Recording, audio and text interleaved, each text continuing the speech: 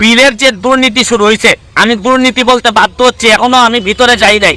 কারণ হচ্ছে গিয়ে একই বাসায় একই মানুষের কিভাবে 1300 আর 4000 কেমনে বিল হয়, এইটা আমি মানুষ দেখেন এই বিলের কাগজ ছাড়া আমি কথা বলতে চাই না। জোট সরকারের সময় অন্ধকারে 17 ঘন্টা ছিলেন, উনি বিদ্যুতের দামের কথা বলেন, অন্ধকারে থাকার যে কষ্টের কথা বলেন, বিদ্যুৎ জ্বালানি নিয়ে কথা বলেন না। আমার বিরুদ্ধে এইরকম নির্যাতন চলতেছে। আর একটা বিল এই মাসে বিল আসছে হচ্ছে গিয়ে 3300, এর আগের মাসে আসছে 1300, এর আগের মাসে আসছে 270।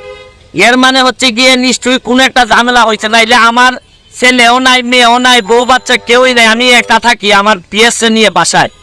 আমার বাসায় কেন হঠাৎ করে 1500 আর হঠাৎ করে 3000 বিল আসবে? এই বিলের যে দুর্নীতি শুরু হয়েছে, আমি দুর্নীতি বলতে বাধ্য হচ্ছি, এখনো আমি ভিতরে যাই নাই। একই বাসায় একই মানুষের কিভাবে 1300 আর 4000 কেমনে বিল হয়, এইটা আমি মানুষ দেখেন এই বিলের কাগজ ছাড়া আমি কথা বলতে চাই না।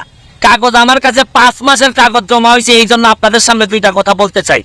আবার কত বড় দেখেন শেখ হাসিনার উদ্যোগ, ঘরে ঘরে বিদ্যুৎ, শেখ হাসিনার নাম ব্যবহার করে এরা এই বাটপারি শুরু করছে। এই করোনাকালীন সময় আমি বাসায় ছিলাম না, আমি আমার গ্রামের বাড়ি ছিলাম। এই গ্রামের বাড়িতে থাকাকালীন সময় দেখছি আমার বিল 3500 টাকা বিল আসছে। এর মানে ভৌতিক বিল। এরা এখন প্রাতিষ্ঠানিক দুর্নীতি শুরু করছে। আরে ব্যক্তির বিরুদ্ধে তো কথা বলা যায়, এই এত বড় প্রতিষ্ঠানের বিরুদ্ধে কথা বলবেন আপনি কিভাবে? কার বিরুদ্ধে কথা বলবেন?